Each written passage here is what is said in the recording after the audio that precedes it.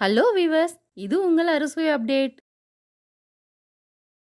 இன்னைக்கு நம்ம பார்க்க போகிறது அடை ரெசிபி.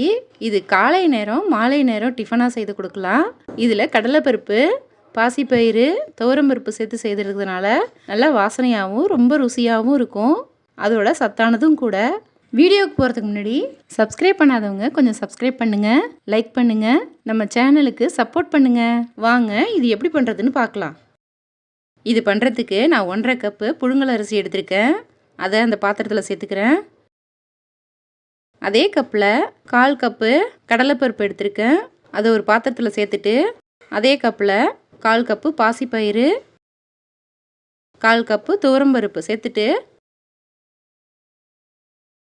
எல்லாத்துலேயும் தண்ணி ஊற்றி ஒரு 2-3 முறை நல்லா கழுவிட்டு வந்துடலாம்.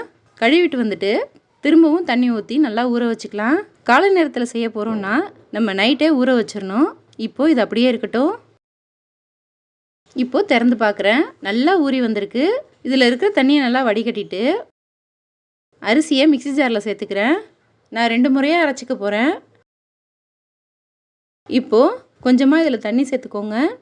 சேர்த்துட்டு இதில் காரத்துக்கு 7 காஞ்ச மிளகாய் சேர்த்துக்கிறேன். 1 ஸ்பூன் சோம்பு சேர்த்துக்கிறேன். சேர்த்துட்டு இதுக்கு தேவையான அளவு உப்பு போட்டுக்கோங்க.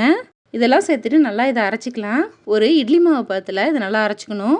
ரொம்ப நைஸாகவும் இருக்கக்கூடாது, ரொம்ப கொரன்னு இருக்கக்கூடாது. இதை நல்லா அரைச்சிட்டு வந்துடுறேன். இப்போது நல்லா அரைச்சிட்டு வந்துட்டேன். அரைச்சிட்டு வந்ததை ஒரு பாத்திரத்தில் சேர்த்துக்கலாம்.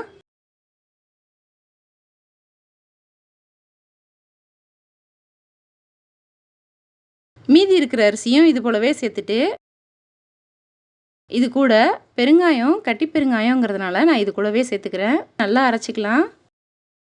இப்போது அரைச்சிட்டு வந்ததையும் அதே அரிசி மாவு கூடவே சேர்த்துக்கோங்க. அதே ஜாரில் ஊற வச்ச பருப்பை சேர்த்துக்கலாம். சேர்த்துட்டு கொஞ்சமாக தண்ணி சேர்த்து இதையும் கொரப்பாக அரைச்சிக்கோங்க. ரொம்ப நைஸாக இருக்கக்கூடாது, கொஞ்சம் கொரன்னு இருக்கணும். அது போல் அரைச்சிக்கோங்க. இப்போது அரைச்சிட்டு வந்துட்டேன். இப்போ பாருங்கள், அரைச்சிட்டு வந்தது இது போல் இருக்கணும். இதை அரிசி மாவு கூடவே சேர்த்துக்கலாம். இது கூட சேர்க்குறதுக்கு கொஞ்சம் கருவேப்பிலையை நறுக்கிட்டு வச்சுருக்கேன், அதை சேர்த்துக்கிறேன். 2 பெரிய வெங்காயத்தையும் இது போலவே நைஸாக கட் பண்ணி வச்சுருக்கேன், அதையும் சேர்த்துக்கிறேன். சேர்த்துட்டு கொஞ்சமாக மஞ்சத்தூள் சேர்த்துக்கோங்க.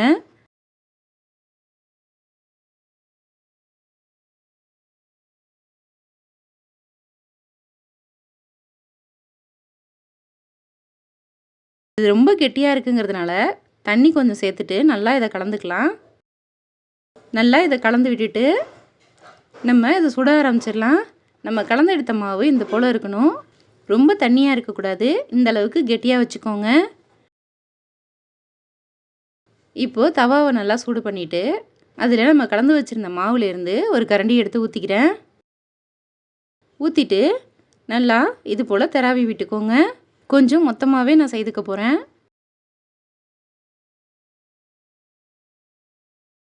இதுக்கு மேலே கொஞ்சமாக எண்ணெய் சேர்த்துக்கோங்க. எண்ணெய் சேர்த்து வேக விட்டுடலாம். ஒரு பக்கம் நல்லா வெந்துருச்சு. இப்போ திருப்பி விட்டுக்கிறேன். உங்களுக்கு மொறுன்னு நல்லா மெலிசாக வேணும்னா இதில் இன்னும் கொஞ்சம் தண்ணி சேர்த்து நல்லா மெல்லிசாக இதை பரவலாக செய்துக்கிட்டா நல்லா மொறுன்னு வரும். இப்போது இந்த அடை வெந்து ரெடி ஆகிடுச்சு. இதை வெளியில் எடுத்துடலாம். இது போலவே இன்னொன்று செய்து காமிக்கிறேன்.